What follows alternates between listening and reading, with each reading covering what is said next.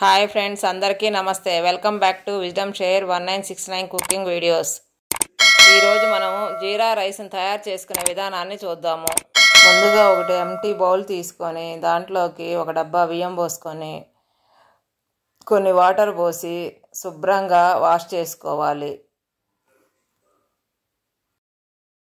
మనం పోసుకున్న డబ్బా బియ్యానికి 2 డబ్బాలు నీళ్లు పోసుకోవాలి. కుక్కర్లో పోసుకునేటట్టయితే నేను విడిగా వండుకుంటాను కాబట్టి కొంచెం ఎక్కువే పోసేసి మూత పెట్టి 1 గంట సేపు నానబెట్టుకోవాలి. ఇప్పుడు గంట అయిపోయిందండి. స్టవ్ మీద అన్నం వండుకోవటానికి మనం ఇప్పుడు ముందుగానే బియ్యం కడిగి నానబెట్టుకున్న గిన్నెని పెట్టుకొని అన్నం వండుకుందాం. ఇప్పుడు అన్నం ఉడికిందో లేదో ఒకసారి చూద్దామండి.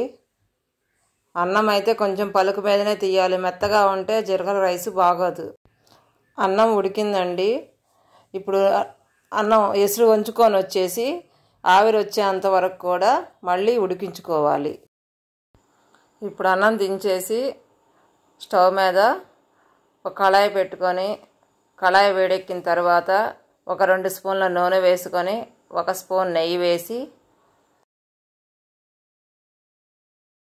నెయ్యి కరిగే వెయిట్ చేసి మంటను సిమ్లో పెట్టుకొని దీంట్లో 2-3 బిర్యానీ ఆకులు, 2-3 దాల్చిన చెక్క, అలాగే ఒక మరాఠీ మొగ్గ,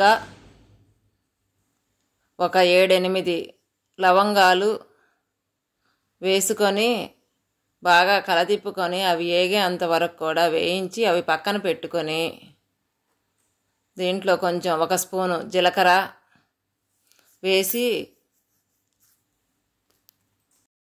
వేగే అంతవరకు కూడా కలదిప్పుకుంటూ వేయించుకొని ఇవి వేగిన తరువాత దీంట్లోకి ఒక 7-8 పచ్చిమిర్చిని పొడుగ్గా కట్ చేసుకొని వేసుకొని అవి కూడా బాగా కలతిప్పుకొని వేగే అంతవరకు వేయించుకొని దీంట్లో ఒక 15-20 జీడిపప్పులు కూడా వేసి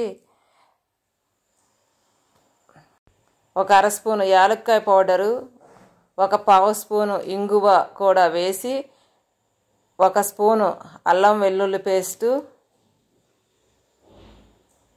కొంచెం కరివేపాకు వేసి కలతిప్పుకుంటూ ఇవన్నీ కూడా వేగేంత వరకు వేయించుకోవాలి.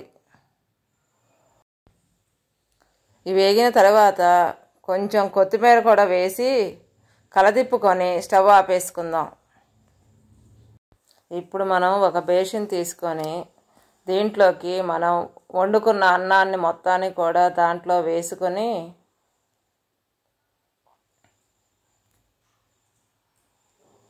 గడ్డలు లేకుండా కలదిప్పుకొని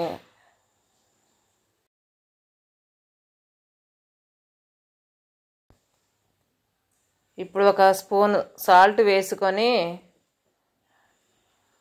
బాగా కలుపుకొని మనం ఇప్పుడు తయారు చేసి పెట్టుకున్న మిశ్రమాన్ని మొత్తాన్ని కూడా దీంట్లో వేసి మిశ్రమం అంతా కూడా అన్నానికి పట్టేటట్టుగా బాగా కలుపుకోవాలి. చివరిగా కొంచెం కొత్తిమీర కూడా వేసి